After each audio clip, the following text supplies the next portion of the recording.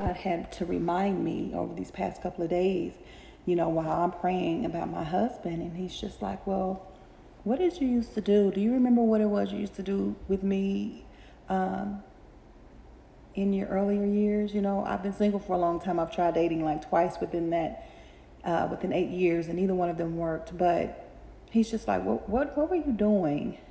Think about what it was you were doing back when it was just you and I. And amazing things was taking place back when it was he and I. Like, I had just released my book. I was writing my play. I was educating myself on so many different things. I was able to produce many things all on my own just by going to research them. I had went vegan. I was eating healthy. I was exercising every day. I ain't need nobody going with me. I was motivated. I was happy. I had joy. I had peace. I had nobody upsetting me, nobody pissing me off. I have no man issues. I was able to keep my legs closed. I had more obedience. I can't say I was obedient 100% of the time, but a lot more obedient than I am now. I was hearing from God a lot more. I was in my Bible. I was doing my devotionals. I was glowing, you know what I mean? Like, I was taking care of myself. Well, he always took care of me, but for the most part, I was taking care of myself. I had lost weight. I was fitting in my clothes better, like just all kinds of things. Only issues I had was just the issues of life. I didn't have no issues from no man or nothing like that, and I miss it there. I do, and I just thought about those things, like, Lord, you know what, you're right. Because sometimes we can get so wrapped up in life, or maybe get knocked off of our square by whatever it is going on in life, and we begin to lose sight of everything else that was, important to us.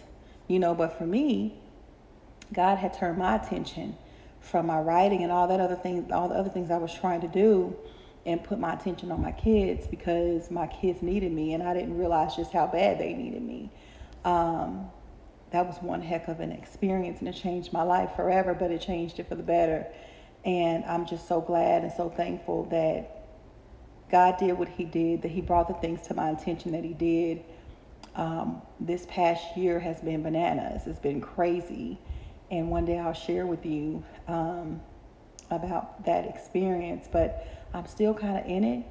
But I look back on it all now, like, man, he's been with me and upholding me and my kids this entire time, and I'm grateful for that. I'm grateful that he didn't give in to me and my fits. I call them fits because when I look back over this year, I was so angry and so upset with God. And really what it was like, if I can explain this, I would say it's more like a kid upset and throwing fits because they're not getting what they want from their parents. That's exactly what it was. Everything was okay. It was the threat of things that was driving me crazy. But he is very intentional.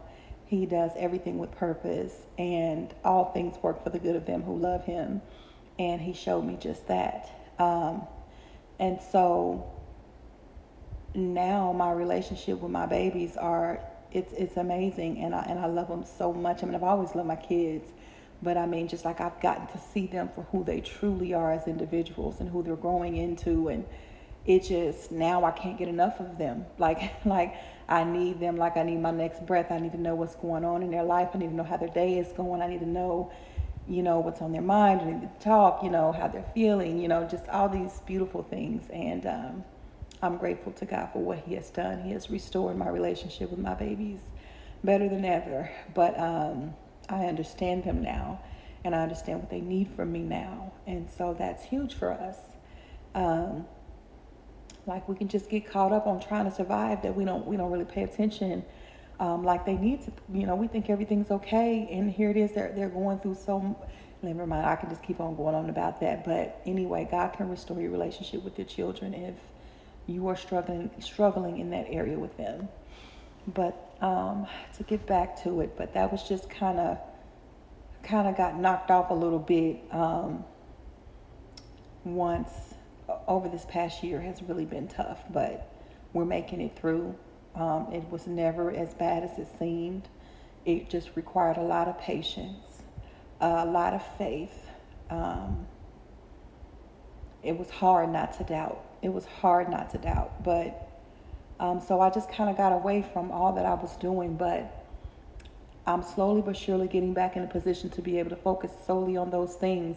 And I've just decided, like, I'm not going to wait. I'm not going to wait for certain things to take place in order for me to start loving myself again, caring for myself again, holding myself at a higher standard, not allowing myself to settle on anything in life. You know, because I know that God is getting ready to blow my mind. He's going to do so many things, and more books are about to be released. This play is getting ready to be, you know, a headliner, all sorts of things, you know. So I just encourage you to get back to you, and your spouse will be here when the time is right. And what a time that's going to be, because it's going to be a version of you that no other man, no other woman has ever met before. When your spouse comes along, you're going to be a totally different person. So I just want to encourage you to keep on going. You ain't missing nothing, you ain't lacking nothing. I can't say it enough. So you guys have a great day, and I hope this helps somebody. Later.